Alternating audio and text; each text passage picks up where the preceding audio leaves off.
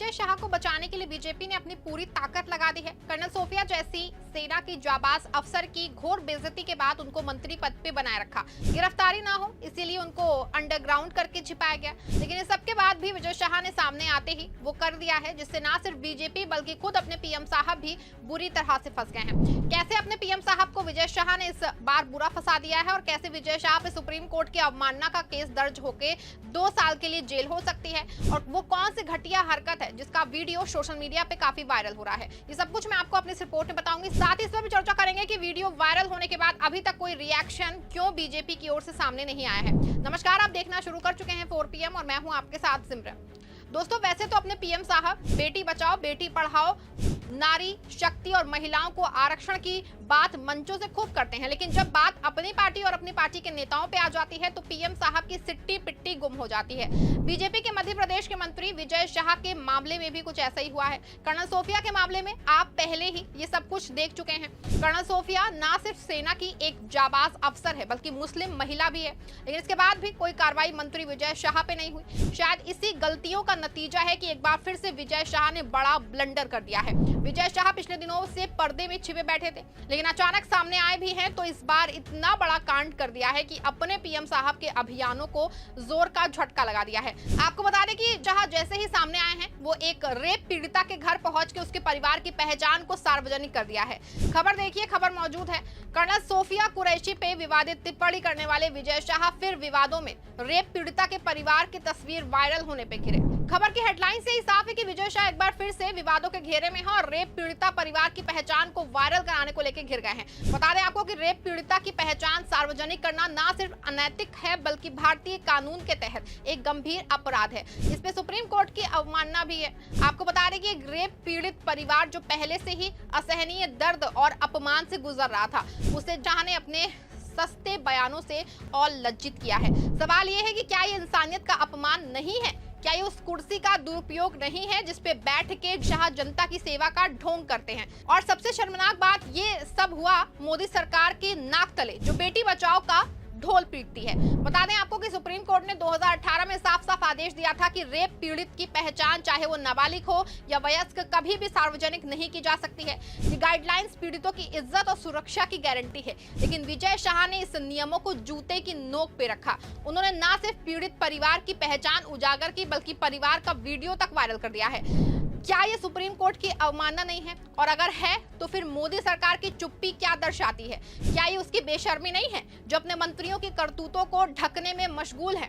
बता दें आपको कि ये मामला सोशल मीडिया पे आग की तरह भड़क उठा है। लोग गुस्से में पूछ रहे थे कि एक कैबिनेट मंत्री इतना नीचे कैसे हो सकता है, लेकिन ये पहली बार तो है नहीं जब शाह ने अपनी सत्ता का दुरुपयोग किया। इससे पहले उन्होंने कर्नल सोफिया कुरैशी के खिलाफ ऐसी टिप्पणी की जिसने पूरे देश को शर्मिंदगी के गड्ढे में धकेल दिया था। लेकिन उससे पहले आइए इस रेप पीड़ित मामले की गहराई में उतरते हैं। दरअसल सुप्रीम कोर्ट के गाइडलाइंस के मुताबिक पीड़ित की पहचान उजागर करने की सजा 6 महीने से 2 साल तक की जेल है, लेकिन विजय शाह के खिलाफ क्या हुआ? कुछ भी नहीं। जी हाँ, आप सही सुन रहे हैं। एक कैबिनेट मंत्री जिसने देश की सबसे बड़ी अदालत के आदेश को रौंदा, आज भी अपनी कुर्सी पे मजे से बैठा है। और ये सब हो रहा है उस मोदी सरकार के राज में जो नारी शक्ति का राग अलापती है। क्या ये दोहरा चरित्र नहीं है? क्या ये उस सरकार की बेशर्मी नहीं है जो अपने नारों और वादों को खुद ही कुचल रही है? आपको बता दें कि कर्नल सोफिया के मामले में मध्य प्रदेश हाईकोर्ट को स्वतः संज्ञान लेना पड़ा। कोर्ट ने इस मामले को गंभीरता से लिया और शाह के कटघरे पद उनको खड़ा किया। हाईकोर्ट के बाद सुप्रीम कोर्ट भी साफ तौर पे कह चुका है कि एक मंत्री को अपनी जबान और व्यवहार में संयम बरतना चाहिए, खास कि जब बात एक सैन्य अधिकारी की हो जो देश की सेवा में दिन रात जुटा है। लेकिन क्या विजय शाह ने अपनी गलती मानी है? बिल्कुल नहीं। इसकी बजाय उन्होंने इस मामले को और उछालने की नाकाम कोशिश की। क्या ये सत्ता का नशा नहीं है जो उन्हें कानून से भी ऊपर समझने की भूल करा रहा है? एक तरफ मोदी सरकार बड़े बड़े मंचों पे नारी शक्ति और महिला सशक्तिकरण का ढोंग करती है, बेटी बचाओ बेटी पढ़ाओ का नारा देती है, लेकिन जब बात अपने ही मंत्रियों की गलतियों पे कार्रवाई करने की आती है तो ये सरकार अपनी जुबान को ताले में बंद कर लेती है। शाह ने ना सिर्फ सुप्रीम कोर्ट की गाइडलाइन को रौंदा है बल्कि कर्नल सोफिया कुरैशी जैसी सैन्य नायक का अपमान भी किया है।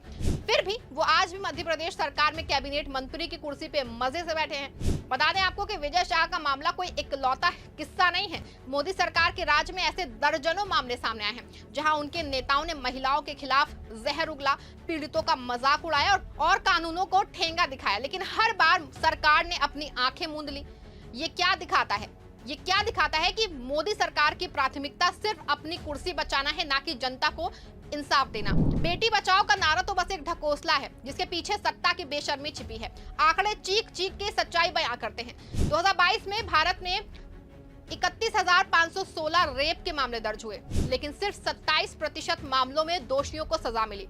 और जब सत्ता में बैठे लोग ही पीड़ितों की पहचान उजागर कर रहे हैं तो पीड़ितों का भरोसा कानून पे कैसे बनेगा? शाह जैसे लोग ना सिर्फ पीड़ितों के जख्मों पे नमक छिड़कते हैं बल्कि पूरे सिस्टम को वो मारने पे मजबूर करते हैं। और इस सब में मोदी सरकार की चुप्पी, वो तो बस इस घिनौना खेल का तमाशबीन बन के बैठी है जैसे।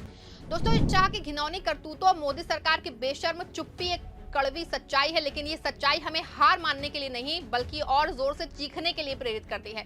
सुप्रीम कोर्ट हो या फिर हाई कोर्ट, कानून की ताकत तभी जागती है जब जनता अपनी आवाज को हथियार बनाती है। तो आइए इस महिला का लगातार हो रहे अपमान पे अपनी आवाज को बुलंद करते हैं, सवाल पूछें, जवाब मांगे और इस बेशर्म सत्ता को बताएं कि नारी शक्ति कोई खोखला नारा नहीं है बल्कि एक हकीकत है।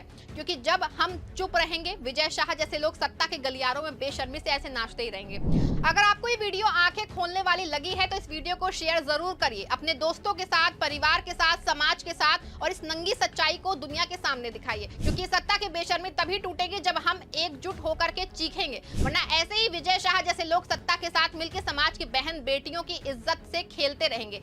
कभी किसी को आतंकी की बहन बता देते हैं तो कभी किसी रेप पीड़िता की पहचान को सार्वजनिक कर देते हैं। सवाल यह है कि कब तक सत्ता के दबाव में कानून को झुकाया जाएगा, कब तक पीड़ितों को इंसाफ के लिए ऐसे ही भटकना पड़ेगा और कब तक शाह जैसे लोग अपनी कुर्सी पे बने रहेंगे। ये सवाल सिर्फ शाह तक सीमित नहीं है, ये सवाल उस पूरे सिस्टम के लिए है जो बार बार पीड़ितों को निशाना बनाता है। लेकिन क्या ये गुस्सा, ये आक्रोश बदलाव ला सकता है? क्या जनता की आवाज सरकार को जवाबदेही के लिए मजबूर कर सकती है? अगर आपको लगता है कि अब विजय शाह ने हद पार कर दी है और पीएम मोदी को अब खुद कुछ करना चाहिए तो इस खबर को लाइक और शेयर कीजिएगा जिससे हमारी बातें जनता की आवाज बन सके।